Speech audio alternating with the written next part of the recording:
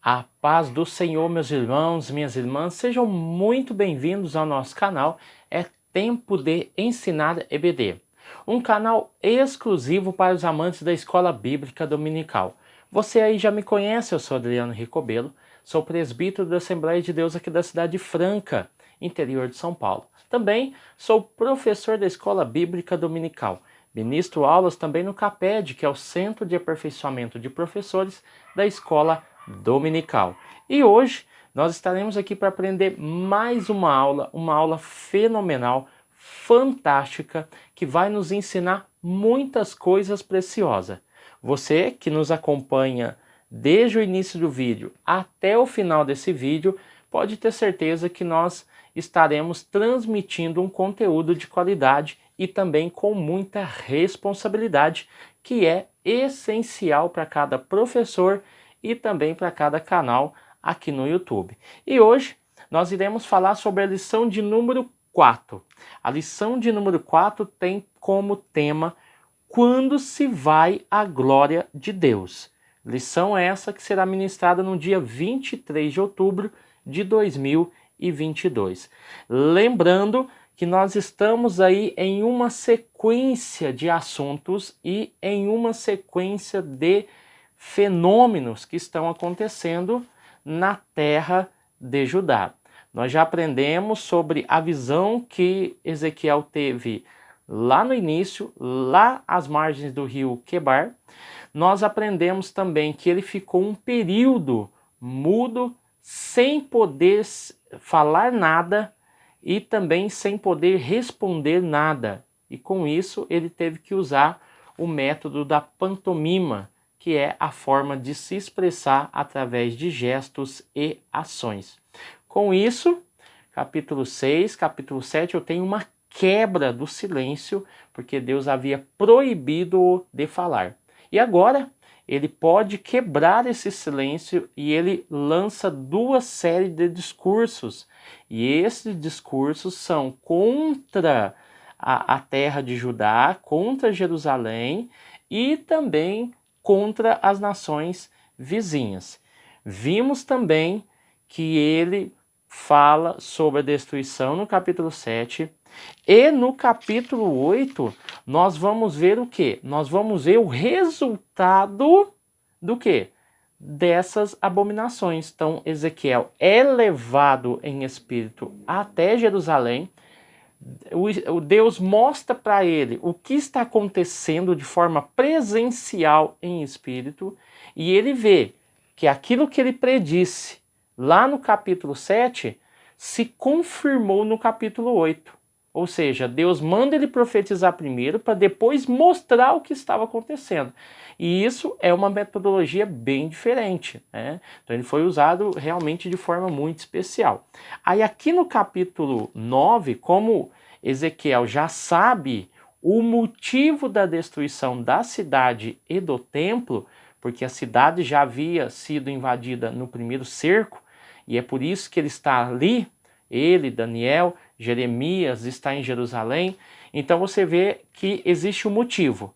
Agora, Deus vai falar, por causa desses motivos, por causa dessas abominações, você vai ver a minha glória saindo de dentro do templo.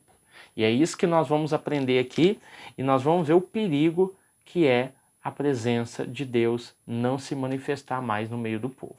Então vamos lá.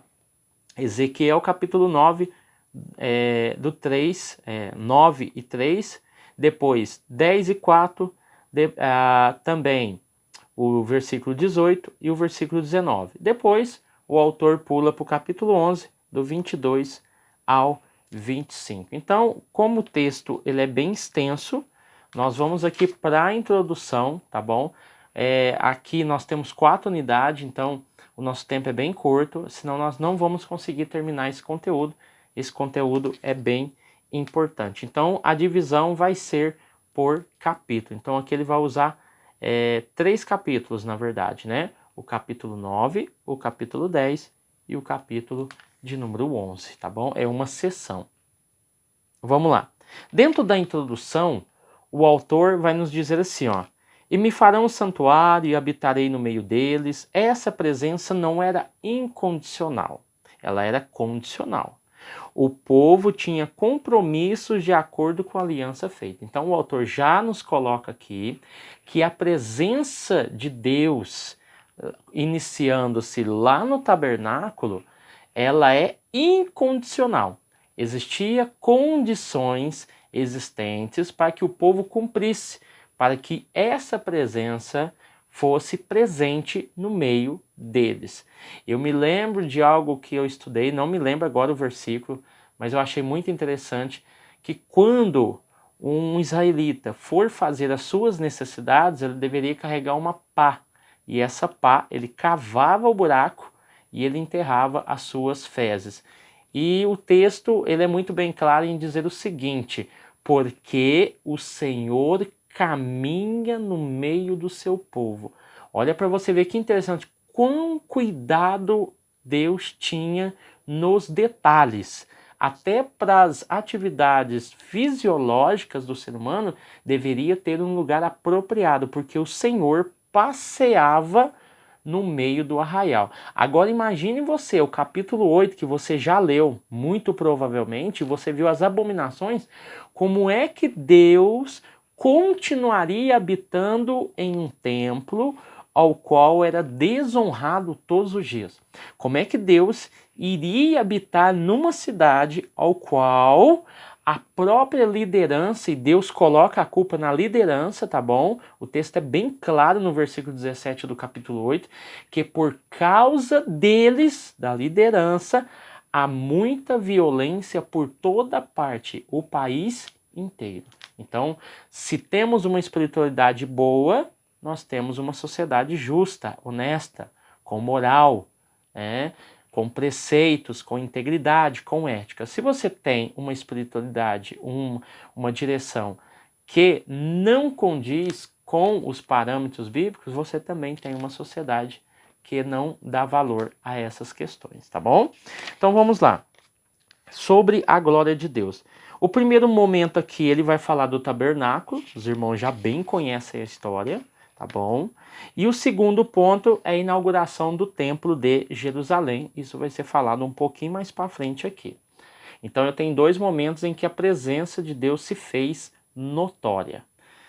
O subtópico de número 1 vai falar o seguinte: o significado de glória. Aqui ele vai trazer o significado no hebraico, né?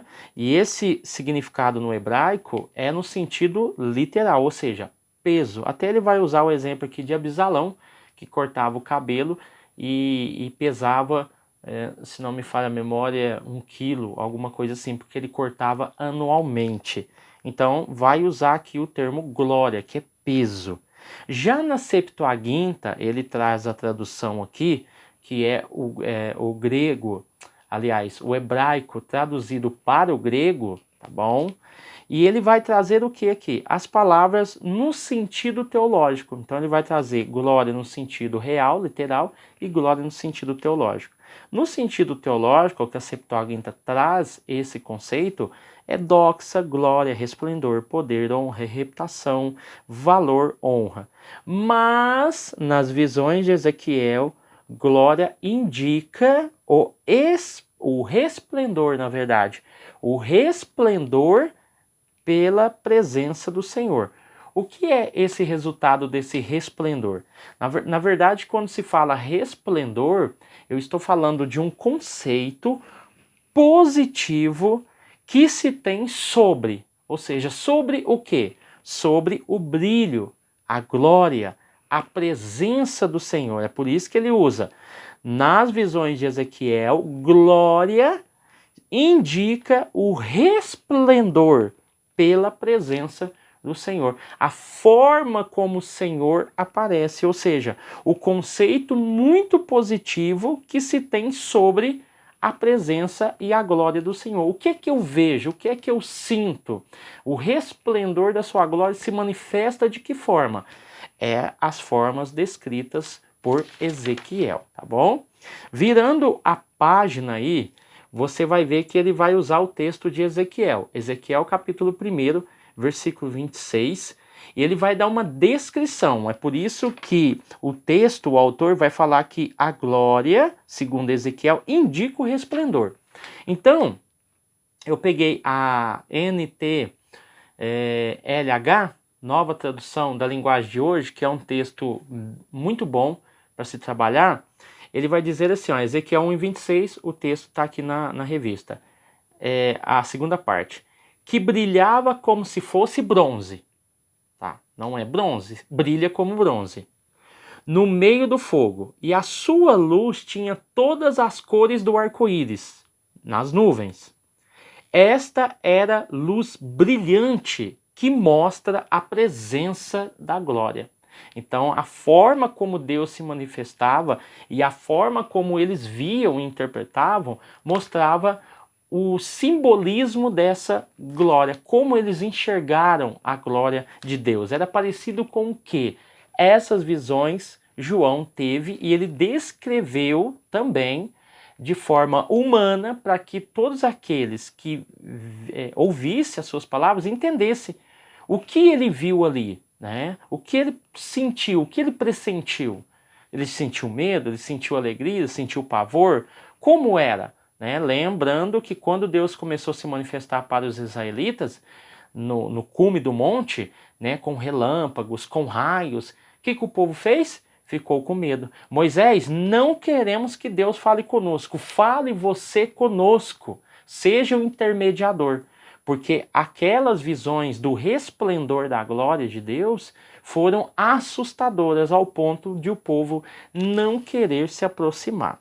Tá bom? Então, o vocábulo hebraico Shekinah, geralmente usado entre os crentes como glória, não aparece na Bíblia. Isso você ouve e vê muita gente falando. A Shekinah é um termo totalmente usado pelo Talmud, tá bom? Para representar o quê?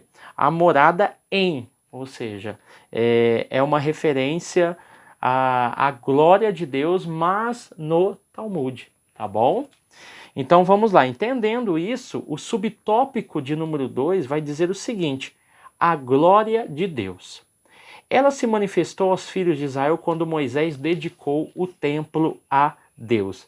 Êxodo 40, 34 e 35, você vai notar uma similaridade com a inauguração do templo. Porque na inauguração do tabernáculo, que o autor nos colocou aqui, a Bíblia vai dizer o seguinte, que a nuvem cobriu e a glória encheu todas as dependências da tenda do tabernáculo. Então, a visão da nuvem e a glória do Senhor entrando dentro do tabernáculo, envolvendo o tabernáculo e entrando em todos os níveis de separação do tabernáculo, indica que a presença dele estava em todo o ambiente. É a mesma situação que vai acontecer, e o autor nos coloca aqui, quando Salomão terminou a obra e fez a inauguração. Segundo a Crônicas 5, do 13 ao 14, vai dizer assim, ó, e toda a casa, no caso aqui é o templo, se encheu da nuvem da glória de Deus. A glória tomou todo o templo. Notem que a presença, a glória e a nuvem está nesse ambiente e envolve todo o tabernáculo. Então, essa casa realmente pertence a Deus.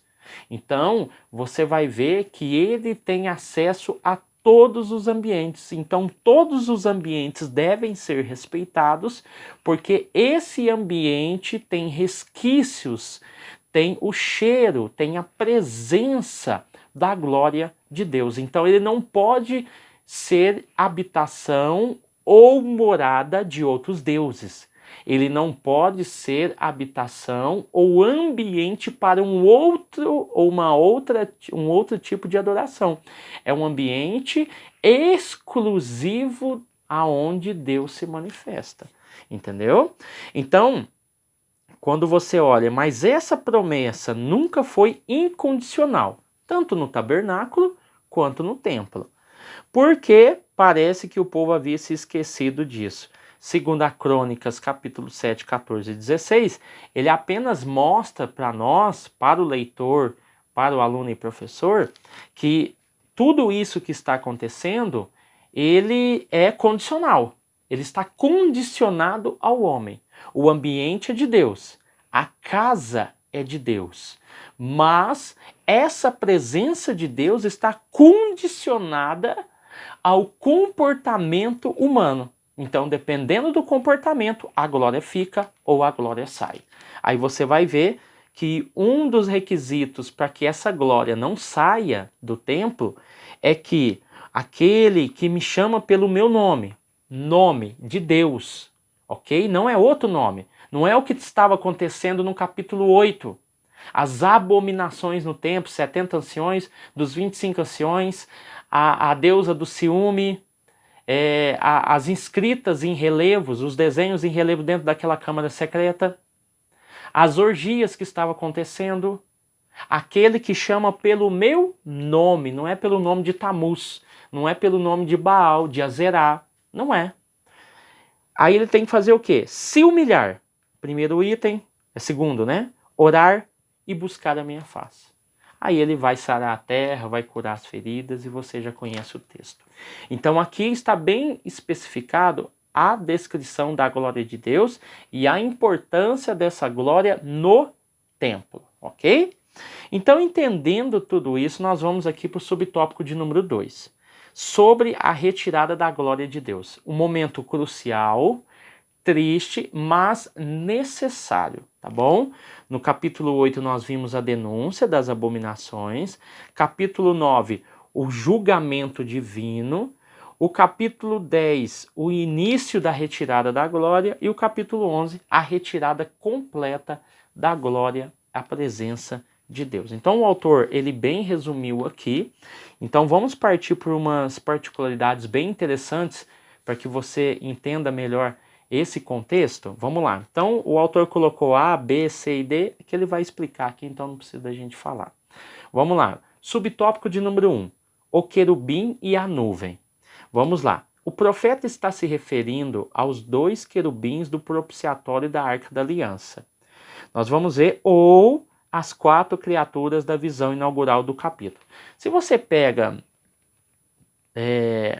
os comentaristas, uns vão dizer que são os 4 seres que ele viu no primeiro capítulo. Alguns comentaristas vão falar que faz referência realmente aos 2 querubins do propiciatório. Fato é que essa nuvem está associada à presença pessoal de Javé durante a peregrinação do deserto. Antes de nós entrarmos aqui, é interessante que eu fiz uma observação que, por exemplo, se você pegar a Deike, dentre os 4 rostos que aparecem lá no início, no capítulo 1 tem o rosto de querubim. Por alguma ocasião, quando Ezequiel vai falar novamente sobre os 4 seres que ele viu, ele troca o rosto de querubim por rosto de animais, né? Então, o rosto de homem não aparece mais. É trocado de querubins para homens, tá bom? Então, você vai ver que há uma diferença quando você pega a Nova Tradução da Linguagem de Hoje e a Deike ou demais traduções, tá bom? Então, vamos lá. O texto vai dizer assim, ó, essa nuvem está associada à presença pessoal de Javé durante a peregrinação do deserto, no tabernáculo. Nós vamos ver aqui também o versículo de número 3. Deixa eu ver aqui. Essa nuvem está associada à presença pessoal de Javé durante a peregrinação do deserto. A inauguração do tabernáculo, finalmente no templo. Essa presença divina atingiu seu clímax com a manifestação do Filho de Deus. Então, quando nós olhamos para o texto, o capítulo 9, versículo de número 3, vai dizer o seguinte: a glória dentro do templo, o homem com um tinteiro que marca as pessoas e antes dos 6 homens do norte. Vamos entender aqui essa questão. Quando Ezequiel começa a falar sobre essa saída da glória de Deus, é importante nós notarmos o seguinte: nós temos um evento ao qual a glória de Deus ela está saindo do templo e ela vai até a porta. Nessa porta, antes de sair, essa glória que está quase para sair, ele vê Ezequiel um homem com um tinteiro. E é dado a ordem para ele que ele marque algumas pessoas que eram contra as abominações que aconteciam nos eventos do capítulo 8.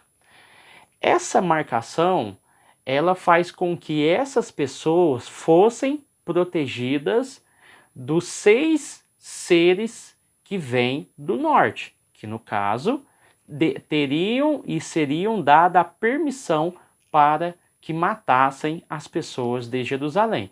Só que esses 6 homens que vêm do norte, na verdade, eles estão representando o quê? Estão representando a Babilônia. E essas pessoas que estão marcadas, elas conseguirão sobreviver. Então, todas que não têm a marca não sobreviverão. Assim como, quando nós pegamos lá no início do texto bíblico, da Bíblia, e você vê o umbral da porta sendo marcada com sangue. Ou no livro de Apocalipse, quando o número da besta, no caso aí é o inverso, né? Quem tem a marca da besta, a marca, o número ou o nome, são 3 elementos, marca, número e nome, eles são marcados e eles podem comprar, podem vender. Só que não dá o direito à salvação. Então eles são marcados com o número da besta. E você vai ver aqui que é totalmente diferente. Esses que são marcados para sobreviver. Muito fazendo referência também àquela mecha do cabelo, ao qual as pessoas que estão na terceira parte da mecha, elas serão pessoas que serão salvas. Mas mesmo assim, dessas pessoas que serão salvas, Deus havia pedido para Ezequiel cortar uma parte do cabelo, colocar dentro do bolso, da orla do vestido, e quando ele tirava, ele jogava no chão e queimava, Deus ainda assim mostrando que mesmo que essas pessoas consigam se salvar, de uma forma ou de outra, elas seriam mortas, tá? Lembrando que naquele episódio da pantomima do cabelo, foi 3 mechas, né? Primeiro, vão morrer a espada. Segundo, espada e peste, né? Segundo, vão morrer de fome. E terceiro, seriam dispersos. E a quarta parte é quando ele pede para cortar uma parte do cabelo que sobrou das mechas que ele fez. Então você vai ver aqui que o clímax da manifestação do Filho de Deus é a presença do Filho de Deus entre nós. Então ele vai usar João capítulo 1, versículo de número 14. Então você vai ver o seguinte: antes, isso é importante, antes da glória de Deus sair do templo, Deus ainda tem um ato de misericórdia, um ato de bondade em assinalar e resguardar e guardar aqueles que não aceitaram as abominações que os líderes estavam praticando e disseminando, tá bom? Então olha para você ver, antes do juízo, Deus ainda provê uma oportunidade e também Deus provê a misericórdia, antes que a glória de Deus saísse de dentro do templo, ok? Então, o subtópico de número 2 vai dizer o seguinte: a retirada da presença de Deus, versículo de número 18. A glória de Javé pairou sobre os querubins e aos poucos afastou-se completamente do templo. A glória se levantou da porta e se movendo para a carruagem trono, que estava parada para descer, a mesma carruagem trono que é visto no capítulo 1. Lembrando que quando acontece a questão da marcação das pessoas e Ezequiel vê a matança, se você pega o mesmo capítulo 9, versículo 8, que é o momento em que o homem com tinteiro está marcando essas pessoas, e logo depois vem os 6 seres para matar essas pessoas que não estão marcadas, Ezequiel entra em desespero, Porque no versículo 8 do capítulo 9 ele vai dizer o seguinte: e gritou: serás que estáis tão zangado que vai matar todos em Jerusalém? Então Ezequiel vê que há uma gravidade muito grande, que Deus não está brincando, ao ponto de cair tanto sangue, tantas mortes, que Ezequiel entra em desespero e diz: Senhor, ele grita, Senhor, será que o Senhor está tão zangado ao ponto de não sobrar nenhum remanescente? Por isso que Deus fez essa ação, para acabar com a abominação que estava dentro, ou seja, sincretismo religioso que estava de maneira muito natural dentro da nação de Judá.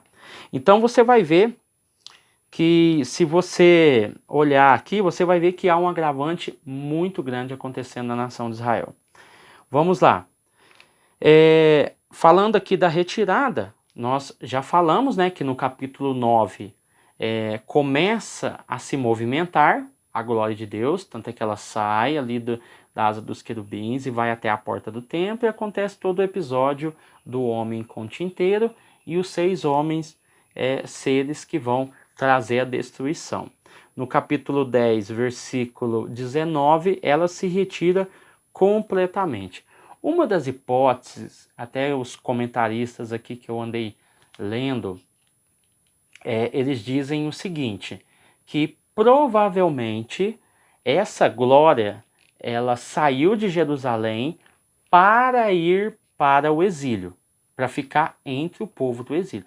Essa é uma insinuação e uma inferência bastante interessante, porque essa glória, ela tinha que se manter em algum lugar.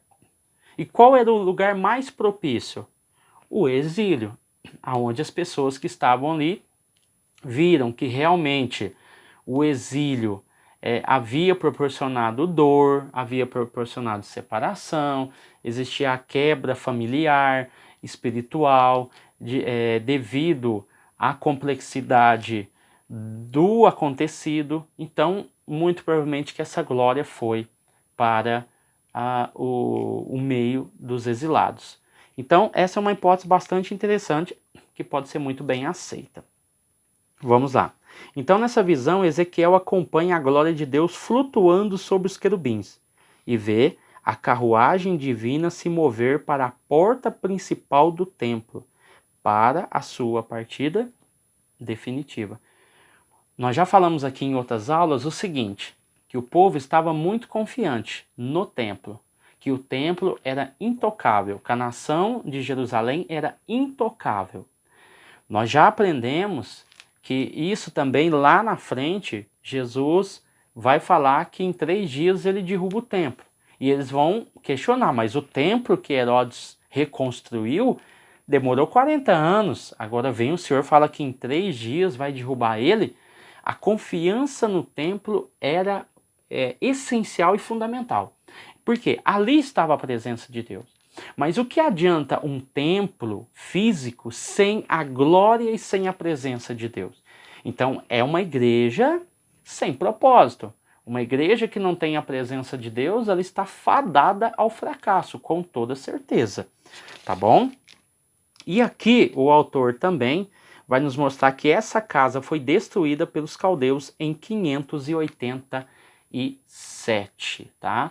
Lembrando que o estupim para que isso acontecesse foi quando Jeoaquim, incentivado pelo faraó Ofra, atacou a Babilônia no oeste, se não me falha a memória, no oeste. No oeste. E o que acontece? Isso fez com que a fúria de Nabucodonosor aflorasse. Aí ele vai e cerca a cidade pela segunda vez, porque ele já havia cercado a cidade a primeira vez e havia saqueado o templo, e mesmo saqueando o templo e levando uma leva de cativos das pessoas nobres, o povo não havia aprendido. E mesmo assim continuou na idolatria. E deixa eu te falar uma coisa. O povo naquela época, mesmo estando em idolatria, né, praticando todo tipo de ocultismo, eles achavam que estava tudo normal, tudo beleza. E com isso continuou as suas práticas. Então esse sincretismo piorou ainda mais a situação da nação de Judá. Então com isso eles vão ser invadidos aí no segundo cerco, tá bom? Aqui mais embaixo, no subtópico de número 3, por fim, a glória de Deus se pôs sobre o Monte das Oliveiras. Ezequiel viu a glória de Deus partindo do templo para o Monte das Oliveiras. Daí, ascendeu ao céu para retornar no fim dos tempos. Não mais no templo de Jerusalém, mas no templo do milênio, tá? E nós vamos ver, se você pegar o capítulo 11, versículo 1, os profetas da época, os sacerdotes, eles batiam muito na tecla de que não ia acontecer nada. Jeremias estava em Jerusalém pedindo para o povo se submeter ao Império Babilônico, que eles não vamos atacar junto com o Egito, vamos nos unir junto com o rei Ofra, e o faraó Ofra, e vamos atacar eles. E aconteceu o que aconteceu. O capítulo 11, versículo 1 vai dizer que Jazanias e Pelatias diziam o seguinte. No capítulo 8 é citado Jazanias, né? Aqui no capítulo 9 é citado Pelatias.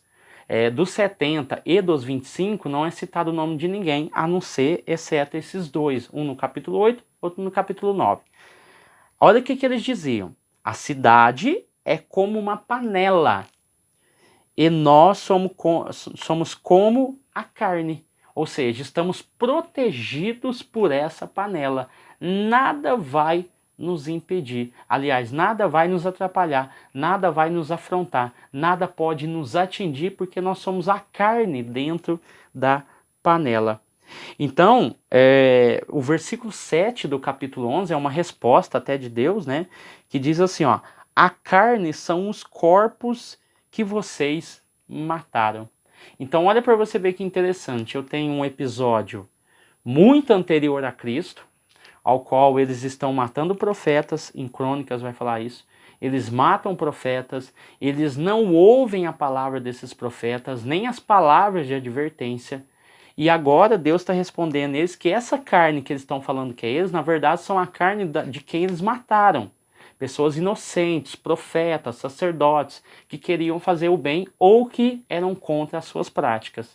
Aí ele vai dizer que essa carne são eles e que não há nenhuma segurança. Depois você dê uma olhada lá, uma pesquisada, capítulo 11, versículo 1, e o que eu acabei de ler é o versículo de número 7, tá bom? Então vamos lá, o tópico, aliás, de número 3. O tópico de número 3 vai falar sobre o segundo templo.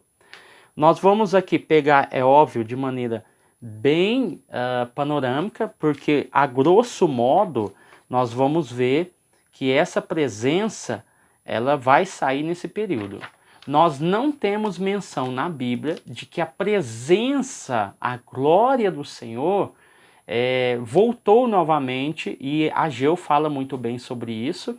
Não há menção de que a glória do Senhor entrou em todos os ambientes do templo, desse segundo templo que foi feito.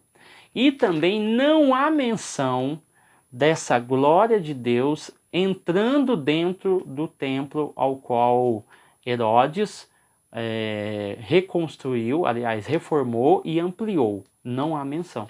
Então, a glória que saiu no segundo templo, ela praticamente nunca mais voltou. Tanto é que eles entendem que, quando você olha aqui a página 28 da leitura da revista dos professores, você vai ver que quando eles falam de Shekinah, eles fazem referência ao Muro das Lamentações, né? Que a Shekinah de Deus está no Muro das Lamentações, tá bom? Então vamos lá. Aqui sobre o segundo templo, ele vai citar a questão de Ciro. Ciro é o pastor, Nabucodonosor é o servo, né? Então o pastor que vai libertar o povo a partir do ano 539. Então quando o segundo templo ele é reconstruído por Zorobabel, nós vamos ver que ele termina no ano 516. Então eu tenho um período aí entre a libertação 539 até 516, um período de 23 anos depois da libertação do povo da Babilônia, entendeu? Então, essa construção não era uma construção com a mesma dimensão e beleza, mas beleza arquitetônica da primeira casa. Não dava para comparar com o templo de Salomão. Ageu vai falar sobre isso, tá? E vai dizer também, e vai mostrar para nós que não há a menção da glória do Senhor entrando dentro desse templo. O templo de Herodes, o templo de Zorobabel, foi reformado e ampliado por Herodes Magno. Aí você vai ver aqui que os trabalhos se iniciaram cerca do ano 15 a.C. e continuavam em andamento nos dias do ministério terreno de Jesus.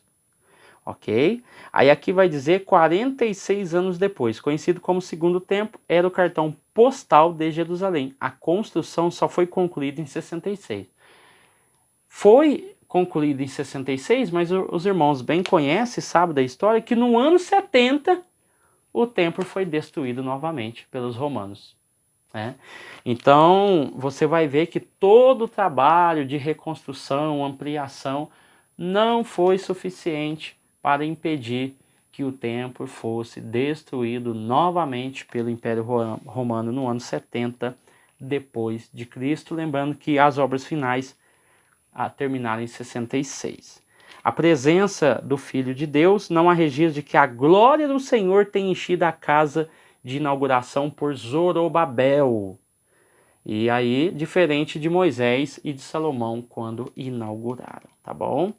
Então, entendendo que hoje e antes a presença do Senhor fazia com que tivéssemos o entendimento de que era um lugar de perdão, de encontro, de presença e um centro espiritual da nação que foi perdido. O tópico 4 vai falar sobre o Senhor Jesus e o templo, a explicação teológica, o fim do templo e a presença de Deus hoje. Então nós temos aqui um pequeno resumo falando que está aqui quem é maior do que Salomão e está aqui quem é maior do que o templo, tá? Ou seja, fazendo referência à pessoa de Jesus. Então, o templo tornou-se redundante a partir do momento em que Jesus, ele morre na cruz do Calvário, o véu se rasga de alto a baixo e aquele templo perde o seu significado maior e todos os olhares, perdão, misericórdia, sacrifício, se voltam para a pessoa e obra de Jesus. O subtópico de número 3, quando Jesus no alto da cruz com grande voz entregou o Espírito, o véu do templo se rasgou em dois, de alto a baixo. Então, estava definitivamente concluída a missão do templo. E aqui nós encerramos a nossa aula, mais uma aula abençoada. Peço a vocês a oração pelo nosso canal, pela nossa vida, para que possamos aí continuar produzindo vídeos com qualidade e com muita responsabilidade. Que Deus abençoe você, sua casa e sua família, que você possa desfrutar desse conteúdo, extraia o máximo possível desse conteúdo, que é uma aula excepcional, e também não esqueça de nos ajudar. Clica aí no gostei, deixe o seu comentário, faça um comentário, comente, acrescente a aula, deixe o vídeo mais interessante.